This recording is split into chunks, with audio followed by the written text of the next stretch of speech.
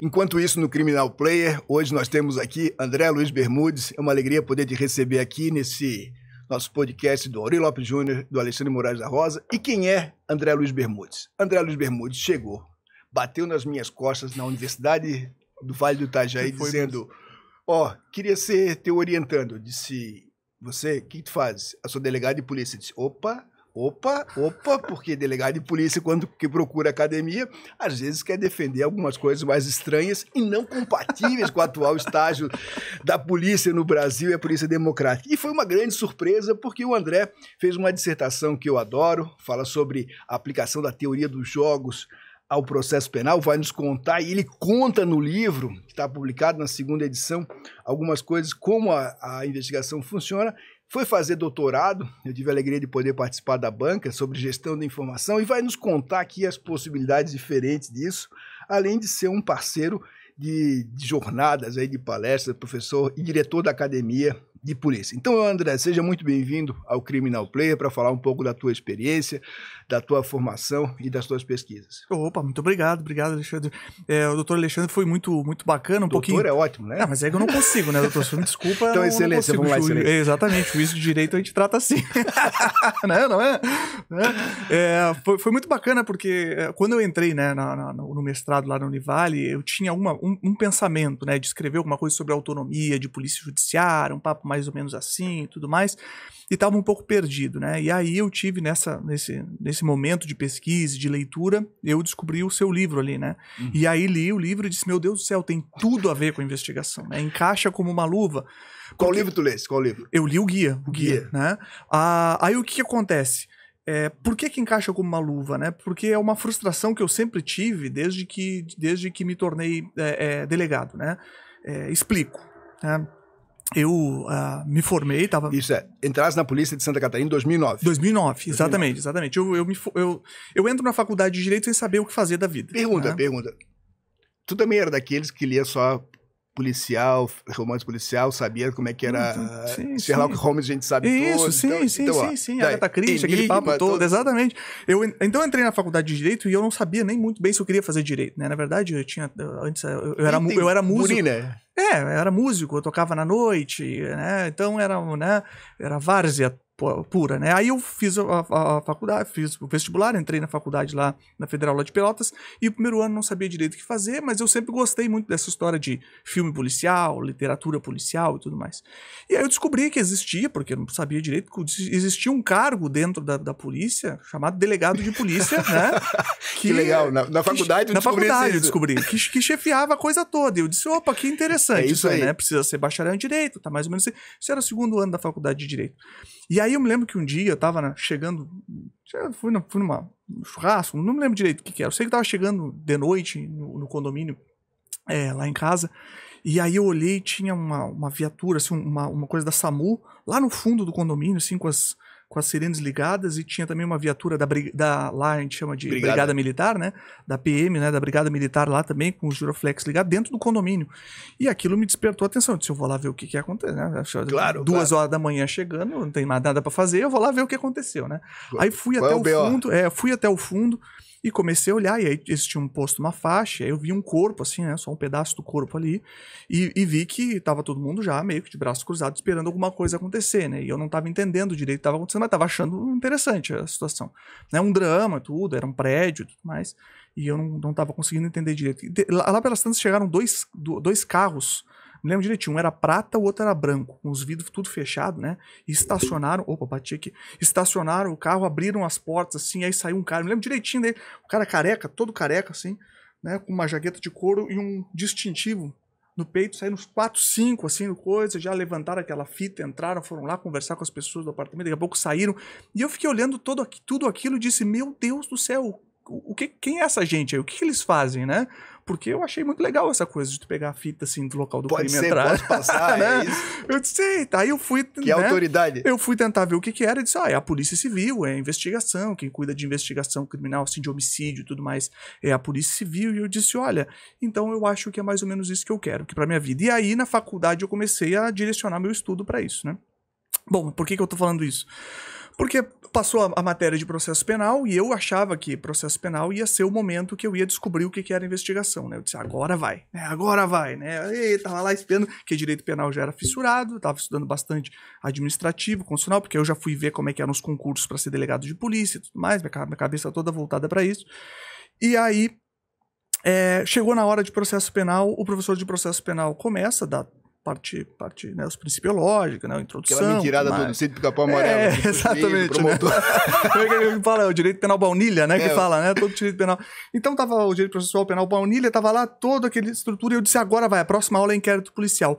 E aí quando começou a aula de inquérito policial, o professor fala, bom, inquérito policial é uma peça discricionária, é uma peça dispensável, uma peça informativa, vai subsidiar a ação penal. A ação penal. E partiu para ação penal. Eu disse, bom, é isso? Isso é o... Eu disse, não pode ser, não pode ser. É mais. É mais do que isso, né? Mas tudo bem, né? Fui, segui meu estudo, fui fazendo cursinho para vestibular, para o concurso, e eu tive a felicidade de ser aprovado nesse concurso de delegado de polícia de Santa Catarina no meu último ano da faculdade. Então, eu antes de estar formado, eu estava aprovado. Que legal. Aí depois que saiu a aprovação tudo direitinho, aí foi uma festa, né? Porque os meus últimos 6 meses da faculdade eu tinha um emprego garantido. Eu tava só na festa, né? Dando carteiraço. Não. Aí terminou. Imagina a formatura, o cara que tá se formando contigo, pô, ele já tá ali, vai tomar posse e eu tô aqui, não sei. Mas deixa eu contar, a história da formatura é engraçada, porque a gente fica com excesso de confiança quando a gente é novo, né? Então, depois também continua. Também continua. Depois, não tinha ainda aquela decisão do STF, quem tinha sido aprovado dentro do número de vagas tinha direito subjetivo à nomeação. Então só existia expectativa de direito. Era só isso aí. E eu passei no concurso ainda como aluno da faculdade. E aí chegou no momento da formatura, lá na minha cidade, lá em Pelotas, a formatura funcionava mais ou menos assim, cada um que chamava para pegar o diploma tocava uma musiquinha diferente, aí tu descia com aquela musiquinha, pegava o diploma, os pais iam lá, tirava foto com os pais, aquele papo todo, né? Aí o ritual. Exatamente, todo o ritual. E aí eu tinha que escolher qual a música que queria e tudo mais, né? E aí vieram para mim e disseram, tem que entregar a tua música. Aí eu botei a música, a tema do Loucademia de Polícia, sabe? Tan, tan, taran, tan, tan, né? E aí na hora do chamar lá, André Luiz Bermudes Pereira, eu levantei, né? Começou a tocar a musiquinha, eu tiro um óculos Ray-Ban, porque, né? Coloco o óculos Ray-Ban aqui e desço, né? Com a musiquinha do Loucademia de Polícia, né? E aí a minha família já aqui também não entendia muito de concurso, o pai e a mãe professores, ninguém era muito da área do direito, né? Achando que meu filho já é delegado, né? Estenderam uma faixa, puxaram, parabéns, delegado André, né? Aí eu fiquei pensando, nossa, ainda bem que saiu a nomeação. Já pensou se eu não tivesse sido nomeado? Que vergonheira que eu não ia passar. Até hoje, estaria. Que situação, né? Até hoje. Aí eu entro na faculdade, na academia de polícia, ali, eu sou nomeado em 2009. E aí a minha expectativa, bom, agora eu vou aprender o que é investigação, eu vou aprender o que é metodologia de investigação, agora eu vou saber o que é investigar, eu vou saber os pormenores de investigação. E na época da academia, lá nos idos de 2009, se trabalhava muito com um contexto experiencial. Então os professores iam para lá e contavam casos. Tirocínio. Né? Exatamente, tirocínio puro. Né? Olha, como é que nós fizemos? Como é que nós derrubamos essa bronca? Nós fizemos dessa forma. Mas sem estrutura? Não existia nada estruturado. Né? Então, isso sempre me angustiou. Né? Então, eu comecei lá a tentar entender quais eram as ferramentas efetivas, porque na investigação criminal, e o doutor Alexandre sabe, a gente tem dois marcos. Né? A gente tem a portaria, que inicia o inquérito policial, ou o auto de prisão em flagrante, uma das duas peças, e termina com o relatório final. No meio, não tem nada regulando, salvo, claro, que o que o Leomar da Silva Pereira chama de investigação criminal negativa, que é aquilo que a gente não pode fazer, ou seja, a gente não pode violar direitos e garantias fundamentais, a gente não pode violar o devido processo legal, né? Enfim, uma pergunta, então, já para aproveitar isso aqui. E nos outros países, onde é que tem um lugar legal que faz isso? Então... Isso eu fui descobrir também ao longo da carreira, né? Primeiro foi esse contato com a teoria dos jogos, que foi fundamental para mim, para poder pensar fora da caixa, né? Tá, o que mudou na tua vida ali, na teoria dos jogos? Ali foi... Vamos lá, teoria dos jogos, para quem não conhece, né? Então conta aí, já que é a versão do... a versão da que eu entrevistado hoje. Investigação.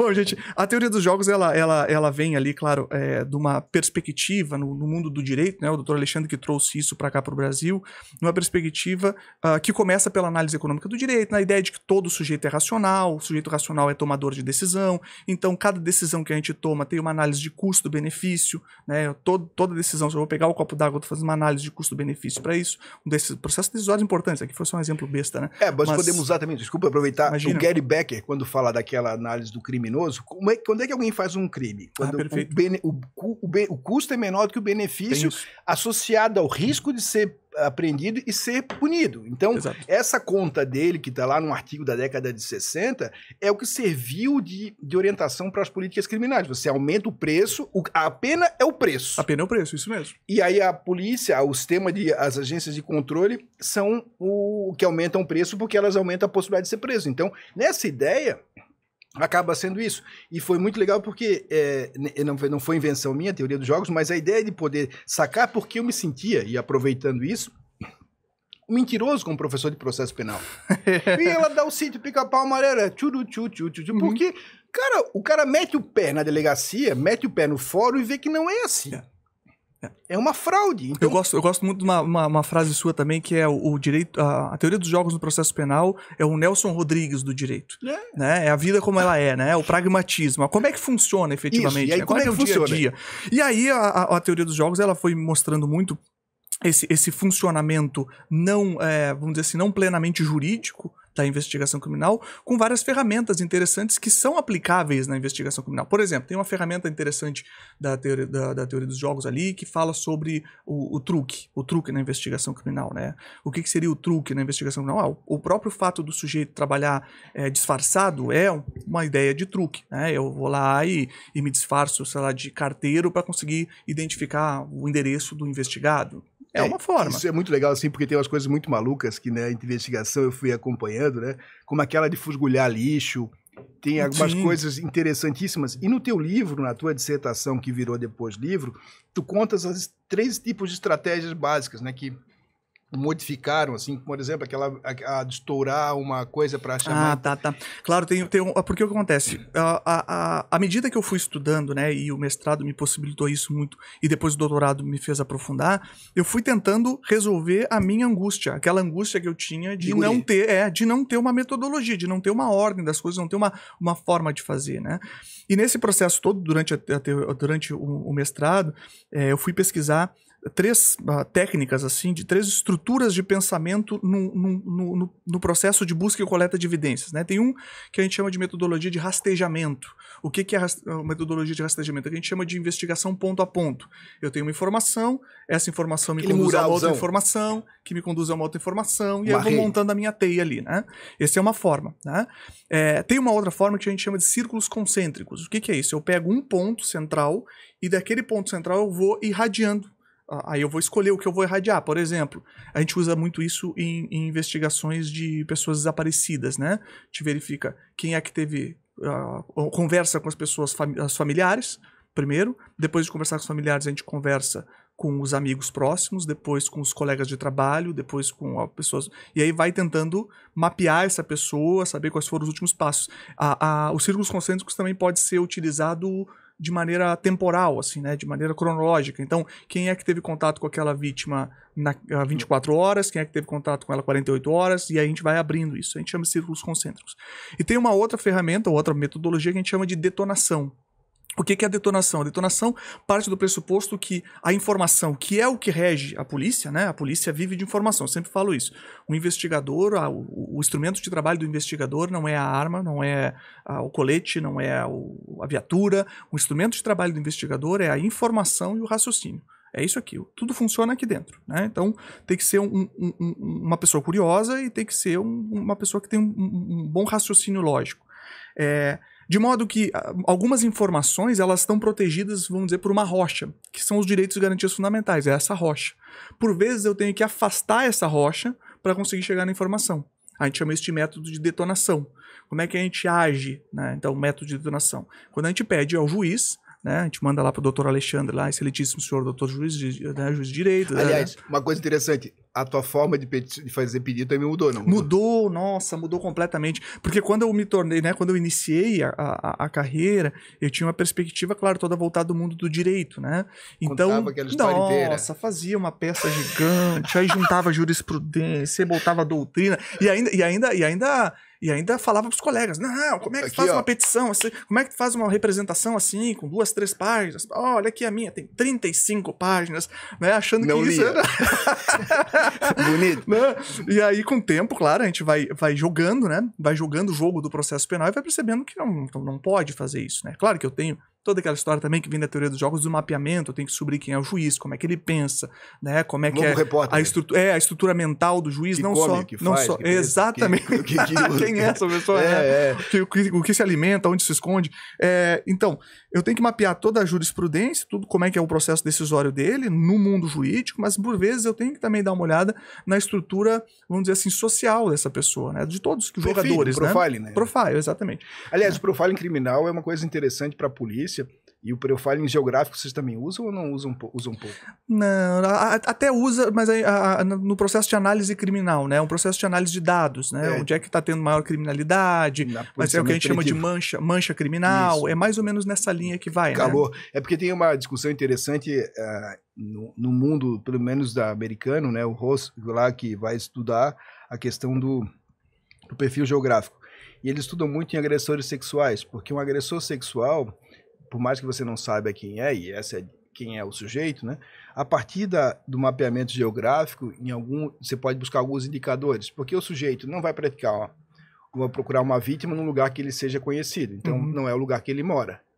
Ao mesmo tempo, dependendo do modus operandi, você consegue descobrir que ele não é, se ele é casado ou não, porque se ele for casado ele tem que voltar para casa à noite, então ele não pode ir muito longe, nem muito perto, tem tempo de se arrumar, então você consegue criar alguns padrões que tiram, como é o trabalho de vocês, muitas vezes não é, às vezes ir direto no alvo, mas poder ir tirando as questões. E no caso de sequestro, principalmente, né, tem um trabalho que as 24 horas são decisivas, e eu sempre tive muita curiosidade, André, em saber assim, sem uma estrutura, antigamente só se cuidava do feeling mesmo, assim, era o cara que achava que ia por esse caminho. E criar linhas investigativas, critérios de avaliação, hoje é o teu trabalho também, doutorado. Exatamente.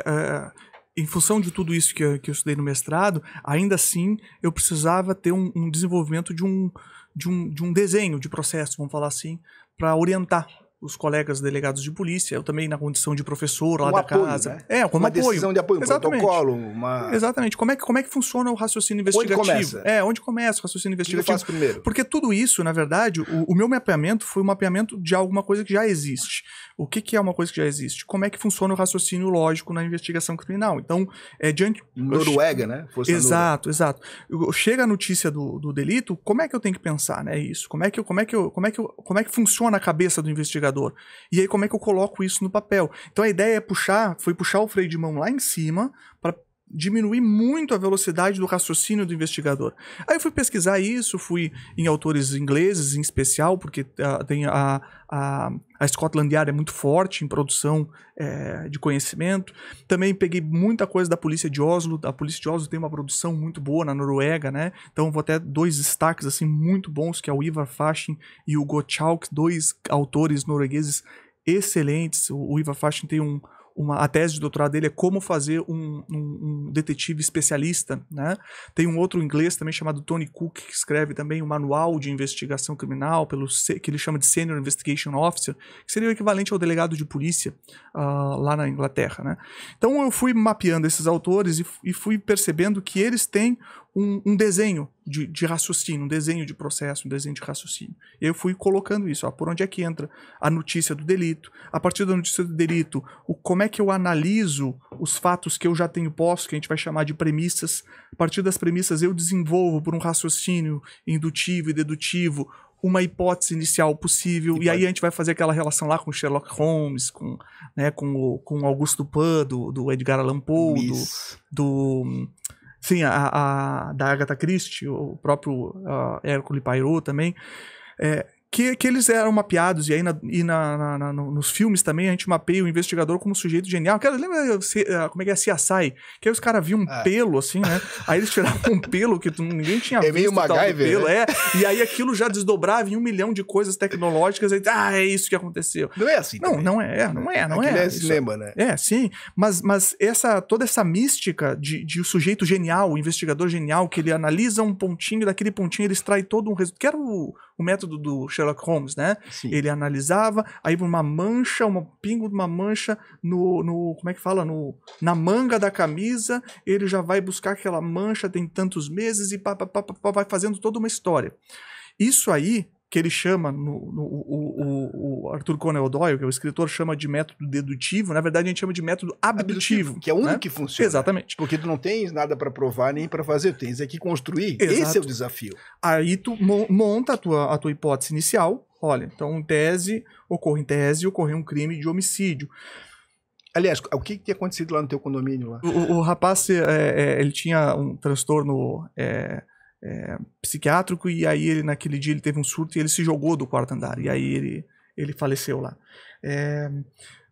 E aí os policiais vão lá para fazer isso, exatamente, né? Porque a diferença cena do crime. Entre alguém que é empurrado, alguém que aí tem que levantar a cena do crime, porque pode acontecer. Exato. Por exemplo, é isso que a gente está falando. Eles chegaram na cena do crime. Aquilo ali que eles estão olhando, o corpo no chão... dado. Exatamente. A gente vai trabalhar com dado e um pouco mais estruturado, que a gente vai chamar de informação, mas ainda não é evidência. Para se tornar evidência, ele vai partir do conhecimento estrutural do policial, né? A partir de diversas fontes que ele vai mapeando todas essas informações, costurando todas essas informações para ter uma evidência. Por isso que ele vai na casa, verificar se teve briga, se a porta estava arrombada. Então, a gente chama isso de premissas, são as premissas postas. A partir da análise dessas premissas, ele vai formar a hipótese inicial. Então ele vai dizer, opa, pode ser um suicídio. Ele não tá batendo, pode ser um suicídio. Aí se instaura o inquérito policial com a hipótese inicial. A portaria do delegado de polícia, ela tem que constar ali qual é o crime que está se investigando. A hipótese inicial. Pode ser que eu tenha uma, 2, 3, 4 hipóteses, não tem problema. Eu posso ter várias linhas de investigação, que a gente chama, né? E escolher várias abordagens investigativas. Mas o importante é ter isso, uma clareza metodológica com relação à sua própria equipe, para eles saberem para onde é que o presidente da investigação está conduzindo o processo, né? E aí, se você não tem um sistema de tarefa, um sistema de verificação de desempenho, tudo fica no quê? No Diz que me disse, no WhatsApp. E no papelzinho escrito, no papelzinho, né? escrito. Ou naquela, como é que é? Né? Mural. Aquele mural. Né? Então que é chique ainda, né? Que foi assim, pra fazer. Então, me chique pra cenário só, né? A gente já daqui a pouco tá terminando, quero ouvir uma coisa tua. No estado da arte hoje, a polícia que tu entrasse em 2009 e a polícia que tem hoje, eu percebo, assim, uma qualificação muito mais sofisticada, um trabalho mais dedicado, não no sentido porque eles não eram dedicados, mas quando você não tem uma metodologia de abordagem... Não, e não é só no Brasil, né? É no mundo todo, né? Conforme eu fui estudando, eu fui vendo que essa ideia de trazer uma metodologia, uma ordem científica, né? Um pensamento científico para a investigação criminal é algo de, sei lá, 20 anos para trás, mais 15, né? Mais do que isso, não. Se pensar que alguns estados aqui, a vizinho, o Paraná, teve delegado nas comarcas há pouco tempo, né? Antigamente tinha ainda calça curta. Então, assim, a ideia de uma profissionalização da polícia em face do segurança é isso. Então, me conta assim, um pessoal sempre pergunta, o que é o good cop e o bad cop? Tem isso, né? Entrevista investigativa, entrevista interrogatório, né? Isso é muito bacana, né? Eu sempre falo que esses delegados, os policiais antigos, né? Eles tiveram muito valor, assim, porque a gente brinca que eles abriram as trincheiras a facão, que a gente fala, né? Então, eles foram desbravaram, né? No mundo do desconhecido, em que não se tinha acesso tanto à informação, não tinha condições de pegar e ler um artigo. PICE, não sabia que não, PICE nem existia. Né? Mas o PICE surge interessante, porque, vou fazer um corte, né? O PICE surge de um movimento inglês em face dos erros judiciários. Exatamente. Então eles dizem, poxa, a gente está errando muito, está condenando inocente. Como é que a gente pode melhorar a qualidade da aquisição da informação? E a gente vinha com os processos Quando a gente fala de PIS, a gente está falando de técnica de entrevista e interrogatório, né? A gente vinha aqui na polícia brasileira, e a maioria dos estados ainda tem essa metodologia, uma metodologia que vinha dos Estados Unidos, isso, que é o protocolo Reed lá. Que aí é que era um tiro, protocolo, porrada e bomba. que era um protocolo de induzimento, né? A ideia do protocolo Reed é fazer com que a pessoa confesse. Então tu fazia algumas pressões, eu tô falando pressão... Truques. Truques. Mas truques ilícitos. Exatamente, né? Mas aquela Achar história o cabelo na tua... o tira bom, o tira mal, o sujeito tá nervoso, é melhor contar. Ou se aproxima do sujeito, eu faria isso também, eu também teria feito a mesma coisa. Isso tudo é instigando a pessoa a tentar, a fazer com que ela confessasse alguma coisa que já estava na cabeça do investigador. Então, ou seja, é a história do viés confirmatório, da visão de túnel na hipótese inicial, que não pode ter. O investigador ele tem que descartar a hipótese, assim como descarta qualquer coisa. Né? A hipótese é uma hipótese só. Testa, se não deu certo, tchau. Quem quiser ler isso aí, é REED. Tá lá no guia, tá no teu livro. Então, essa metodologia é uma metodologia que tem lá aquele documentário canadense também, dos erros judiciários. Erros judiciários. E aí, esse Confession Tapes. Esse aí, Confession Tapes. Esse aí vale a pena assistir, porque e tem é a aplicação do protocolo Reed mesmo. É a aplicação, e também no Canadá teve um sujeito, essa história foi muito legal, ele confessou ter matado a namorada e não foi ele. Sim, porque o cenário toda a forma como o contexto vai se construindo na volta do sujeito, o sujeito pensa, eu vou ter que confessar, porque senão... E a história foi muito legal, assim, porque os policiais, eles assim, o policial diz assim, o senhor bebe? Aí ele assim, bebo. Quando o senhor bebe, o senhor lembra? Às vezes não. Será que o senhor não bebeu nesse dia? Bebi. Então, o senhor pode não ter lembrado. Posso não ter lembrado. Então, o senhor estava com raiva da sua namorada? Tava. Então, o senhor pode não lembrar, tá aí. Aí o policial tocou lá, o cabelo é dele mesmo, e era mentira. Então o cara disse, poxa, eu não lembro, é verdade. Então ele chegou a confessar, foi pra imprensa e depois não tinha nada a ver, porque acharam o cara que tinha matado, mas tu leva um sujeito que tá ali na frente, mas o mais legal disso é que tudo isso é gravado. Então ele só pôde ser absolvido porque tudo isso era gravado pela polícia canadense. E tem aquele outro método da Canadá que foi proibido pela Corte Suprema Canadense, enfim, nós iríamos longe. Mas conta aí... Aí o que acontece? Esse protocolo aí americano, ele se expandiu no mundo. O FBI ia fazendo cursos. Nós mesmos, em 2016, eu tive curso com o FBI sobre essa plataforma, sobre essa metodologia do Reed. Eles vieram, explicaram como é que é, e aí tinha todo um contexto de análise de comportamento não verbal, quer dizer, se ele olhou para baixo, ele tá mentindo, se ele olhou para o lado, uma coisa que não se sustenta. E aí começou a dar uma série de nulidades de processos na Inglaterra por conta da aplicação desse tipo de protocolo pelos ingleses, né, pela Scotland Yard. E aí houve a necessidade de desenvolver um novo protocolo de entrevista interrogatória, que hoje a gente já não chama mais de entrevista interrogatória, a gente chama de entrevista investigativa, que é o PIS. Né, exatamente, igual PAS mesmo. PAS, né?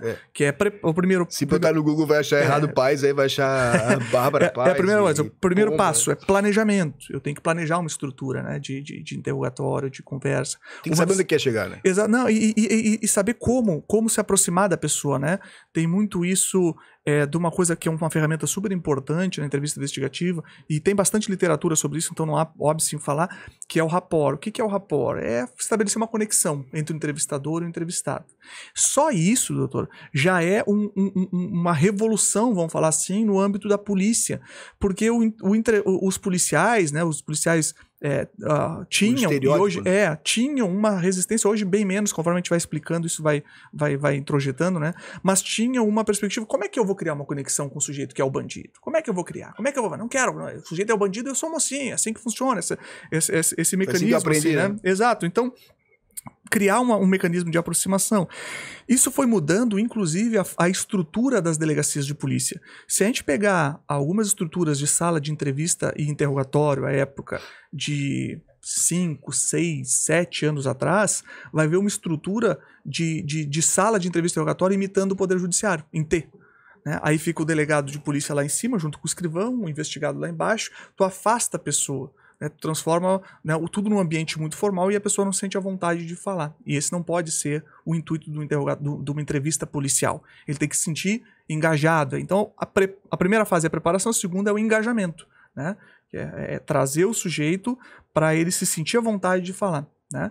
Depois, a terceira fase, né, que aí nós estamos PEA, é o account, que seria o relato livre. Deixa o sujeito falar, ele vai falar. O grande problema que nós temos no PICE, na atual prática, é porque o PICE recomenda que tudo seja absolutamente filmado, desde o início do rapport até o final. E aí os interrogatórios, as entrevistas, elas ficam longuíssimas. E isso dificulta, muitas vezes, para o delegado de polícia na hora de fazer o relatório final.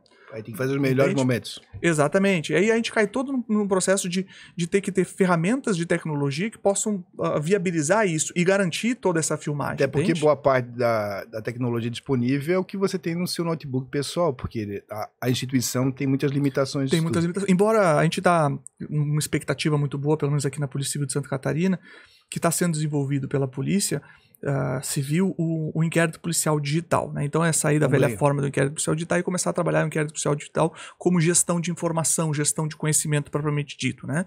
Então ter ferramentas dentro do inquérito policial, com degravações, com degravação, com análise de vínculo entre as palavras realizadas, inteligência. Já tem alguns pilotos aí funcionando, né? E já tem. Os outros dois aí, para não deixar, tá no ar. Ah, sim, tá, no preparação, engage, accounts, closure, que aí eu deixo o sujeito falar, fala. Depois que o sujeito fala, depois que ele se sentiu tranquilo, falou tudo, eu estimulei ele a falar, e tem algumas técnicas interessantes, que inclusive o psicólogo gosta muito, porque os psicólogos dão bastante aula sobre isso, né? Os psicólogos policiais. Eu não sei se já viu, pelo menos a psicóloga que eu ia, ela fazia muito isso. Eu tava falando das minhas coisas, e aí depois eu parava e ela falava, e não falava mais nada. E eu ficava me sentindo mal, porque eu não gosto do silêncio, né? E aí eu falava mais. Aí, quando eu achava que tinha falado tudo, ela falava, E aí, assim, continua, vai. Então, é estimular o sujeito a falar. Aí, então, chega um determinado momento que eu tenho que começar a fechar as perguntas no caso, né? Então, e a gente chama de closure. Depois pergunta fechada. Isso é muito importante, que essa diferença entre pergunta fechada e pergunta aberta, tu não partisse dos teus pressupostos, dos teus a priori, mas tu construísse no decorrer da entrevista a partir do que ele disse, e agora no final, para tu poderes organizar, tu faz pergunta fechada. Exato, mas de acordo com as informações que a testemunha te deu. Então, ele salvo quando tem que fazer uma revelação estratégica de evidência também, que aí nós vamos para a teoria dos jogos, são os trunfos, né? São os trunfos. Eu tenho a revelação estratégica de evidência. Eu deixo o sujeito falar, mas eu tenho a imagem dele aqui furtando determinada coisa no supermercado, pegar um caso simples, né? O sujeito fala, não tava lá, não era eu, não tem nada a ver com isso, deixa.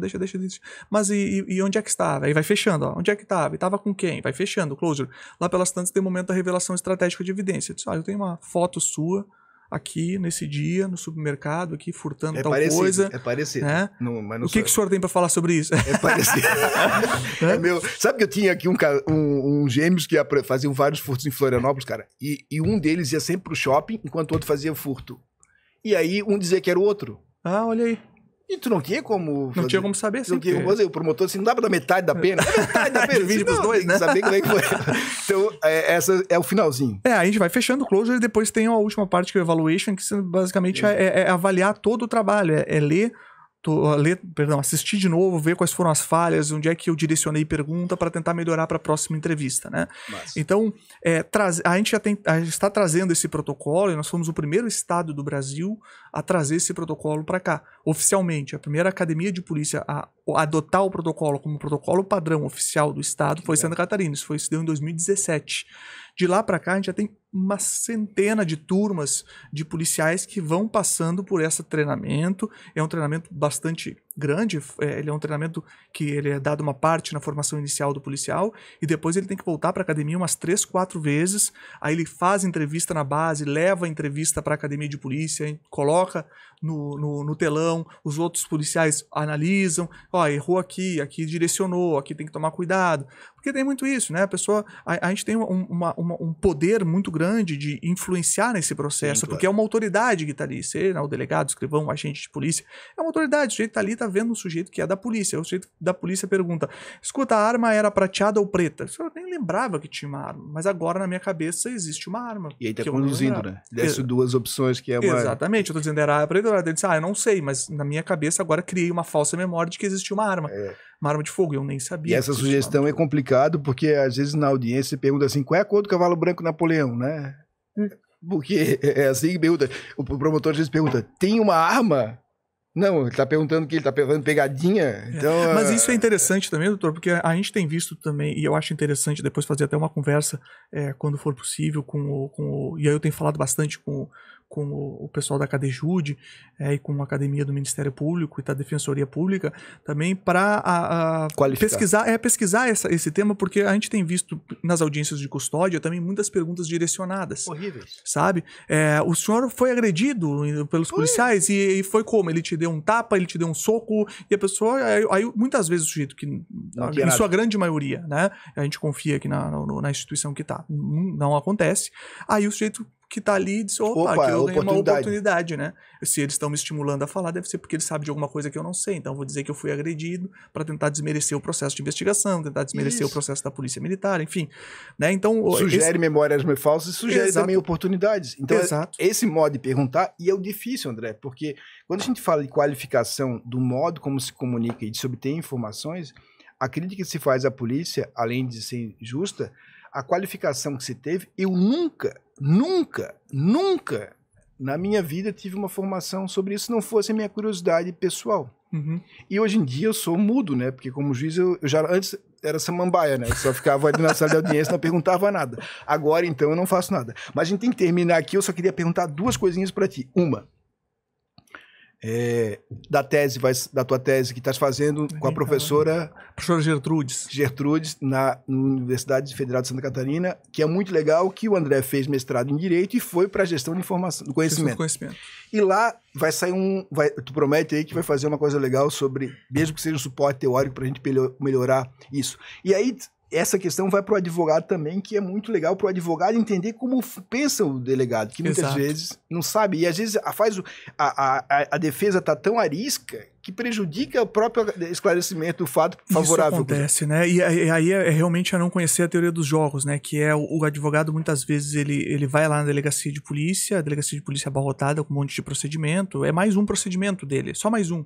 E aí ele vai tanto, que aí começa a bater luzes naquelas. Pô, deixa eu ver esse inquérito policial com calma aqui, né? A história da estratégia da defesa, que tem que ter estratégia também, né? A gente fala muito isso em teoria dos jogos, para a investigação defensiva e como o advogado ele tem que se posicionar e se portar diante de uma delegacia, como é que se aborda, né? Como é que conversa. Porque às vezes chega... não é, eu falo bem às vezes porque é bem raridade mesmo, mas acontece. Né? Assim como acontece no sentido inverso, o advogado chega lá já, né? Eu quero meu coisa, eu tenho direito. Aí pronto, aí já trava, toda a delegacia fica, né? Tipo, quem é esse cara? Vai dar corregedoria. Né? Aí exatamente. Vamos fazer a coisa. Então assim, sabe, fazer um approach mais civilizado, mas no sentido oposto também acontece. Isso, o advogado chega super de boa lá e diz, olha, queria ver meus autos, né? E aí, pá. É a relação humana, né? Mas essa relação. Porque existe muito ainda, e eu acho que o tempo tem que ir demonstrando isso, uma perspectiva de que a polícia estaria do lado adverso da defesa, né? E não é. A polícia investigativa, ela tem por finalidade de investigar esclarecer crimes. Ela não é parte. Mas isso eu falo tem muito. Uns que são partes, né, que se associam, a gente vê assim, isso tudo. Então, é esse separar e ter uma atuação democrática que eu sempre a minha admiração contigo, e tanto da advocacia, da magistratura, do Ministério Público, porque tem sempre aqueles que dispersam. Mas tem que ter essa clareza, né, que a polícia judiciária, ela não é parte, ela não é acusação. Ela tem que produzir provas para tentar verificar se o crime aconteceu, quem é o autor e as circunstâncias, que é o que a gente chama de o triângulo do crime. Nas circunstâncias, a gente tem também exatamente, o epitâmetro de quintiliano. Essa circunstância a gente tem que responder o que, quem, quando, onde, como, porquê e com que meios. Tudo isso tem que estar dentro da investigação criminal. E não há óbice nenhum e a gente começar a investigar e descobrir que o crime não aconteceu. E aí o meu relatório vai ser dizendo o crime não aconteceu. E aí também vai um erro, doutor, de muita gente mensurar o trabalho da polícia judiciária, e isso sempre me angustia, pelo indiciamento, pela denúncia, pela condenação. Pelo positivo. E quando o negativo dá mais trabalho. Exato. Então, assim, quer dizer, vamos lá, eu começo a investigação, descubro que efetivamente houve uma morte, descubro quem foi o autor, e descubro que, nas circunstâncias, o sujeito agiu em legítima defesa. Eu vou indiciar esse cara? Não. E isso é um mau resultado para a polícia? Não, é um resultado positivo, é um resultado de eficiência. Só que muita gente mensura a eficiência, entre aspas, da polícia judiciária pelo índice de indiciamentos, denúncias ou condenações. Tu és um delegado, como eles me chamavam aqui, quando eu estava na vara criminal, eles me chamavam da vara Frozen. Que era a vara do mundo de faz de conta? Não, do livre-estou, que tinha aquela... Porque a presunção é de inocência, então a gente mantém esse estado. Bom, para terminar, 2 coisas rapidinho, bate-bola. Primeira, a história de músico, tu continua tocando? Sim, claro, eu tenho que fazer isso, senão eu não sobrevivo, né? Eu já vi lá, quando eu vi, uma vez fiz uma banca contigo, tinha assim, quantos violões tem lá atrás? Eu tenho 3 guitarras e 2 violões. Só 5, é um sujeito pequeno. E para terminar aí, conta para nós, um caso curioso aí, ou engraçado da tua vida como delegado. Oh, meu Deus do céu, um caso curioso, não é só um, não pode ser, porque não dá mais 2 horas o problema é lembrar o problema é lembrar de algum caso assim curioso, porque eu não consigo lembrar assim de pronto. Eu posso lembrar um assim de aplicação por exemplo, a aplicação do princípio da insignificância, uma coisa bem assim, não é muito curioso. Era uma senhora, ela foi, me lembro dela ter sido, vou contar 2 casos, pode ser, já lembrei de outro, tá? Que envolve a teoria dos jogos, né? Mas vamos primeiro, na mesma delegacia, tinha eu e um colega, o Danilo, né? 2 delegados. E aí, como é que a gente dividia a organização do trabalho? Cada semana, um era responsável por atender as conduções. Então, o que seriam as conduções? O sujeito foi preso pela Polícia Militar, pela Polícia Civil, pela Guarda Municipal, é conduzido à presença do delegado de polícia para analisar os fatos e decidir se vai prender ou se vai soltar. Né? E depois submete a apreciação do juiz no prazo de 24 horas para audiência de custódia. Exatamente, para audiência de custódia. Buenas. E aí os policiais militares ficavam muito, muito confusos, porque o Danilo tinha uma postura de não aplicação do princípio da insignificância na investigação penal nunca. Então ele chegou lá, furtou um Rexona, preso. Né? E eu era o contrário. E eu era o contrário. Eu chegava e eu dizia, não, insignificância e tal. Aí eu me lembro de uma senhora que foi conduzida, era frio. Aí, então assim, lá na tua comarca, na delegacia, dependendo da semana... Dependendo da semana, o sujeito tinha a sorte que tinha. Exatamente. Então, só aprende na semana antecedente. Exatamente. Essa senhora, se ela tivesse caído uma semana antes, que era o Danilo que estava respondendo, e no meu caso, não. Ela chegou, ela tinha furtado um gorro de lã e 2 luvinhas. Chegou, furto, ela entrou numa loja de R$1,99, pegou isso e saiu. Aí a primeira coisa que eu fiz é tem antecedentes? Não tem antecedentes nenhum. Dá uma olhada, chama a escrivã e faz uma auto de avaliação do objeto subtraído para ver qual é o valor. R$7. Aí eu disse, eu não vou prender. Aí e era inverno ainda? Era início de inverno. Aí ela justificou que ela não tinha dinheiro, o neto dela, etc. Fiz ouvi todo mundo, instaurei o inquérito policial, ouvi todo mundo ali mesmo, mas não efetuei a prisão em flagrante. Fiz um relatório reconhecendo a insignificância e remetendo ao juízo, dizendo, olha, não fiz o flagrante, entendo que é um caso de fato atípico, por raro. Insignificante. Oi? Hoje é raro ainda ter delegados que têm essa coragem. Sim, tem. E olha que eu era recente quando eu fazia isso, né? Tava com óculos Ray-Ban. Eu tava indo com óculos Ray-Ban da formatura. E aí remetia para o judiciário concordou e arquivou, né? Então essa dicotomia assim entre esses dois casos assim é bastante interessante. E tem um outro também que eu vinha que vinha conversando com um colega que não era o Danilo, mas a gente estava conversando na delegacia de polícia, chegou uma condução em flagrante e o sujeito estava com 7 pedras de crack, uma coisa assim. E aí o delegado esse conversando comigo disse, pô, André, eu acho que eu não vou fazer essa autuação em flagrante, porque 7 pedras de crack tá uma situação meio difícil de configurar e tudo mais.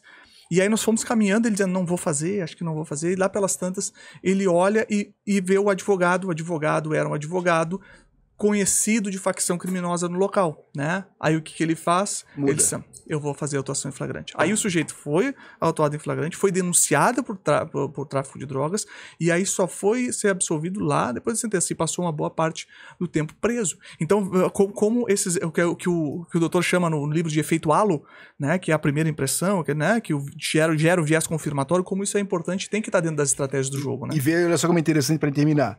O fato é um só, o cara tá com 7 pedras. Só que o advogado dele, como é advogado de facção, foi o critério que estava fora do enquadramento para poder fazer isso. Então, essas circunstâncias do monitoramento é legal. Tem coisas que, assim, que vale a pena não ser tu. Então, assim, tu vai no lugar não vale. Então, cara, muito obrigado por ter vindo ao Criminal Player. Fizemos um papo enorme, vai longe. Quem quiser encontrar o André Bermudes, tá lá no Instagram, André Luiz Bermudes, né? @ André Luiz Bermudes. Bermudes com Z. Com Z. E aí pode também encontrar, vai voltar, vai sair a tese, tem um livro dele pela EMAIS Editora, Teoria dos Jogos e Investigação Criminal. Fique à vontade para sempre retornar aqui. Valeu muito, muito obrigado. Eu que agradeço, obrigado. Até a próxima. Até.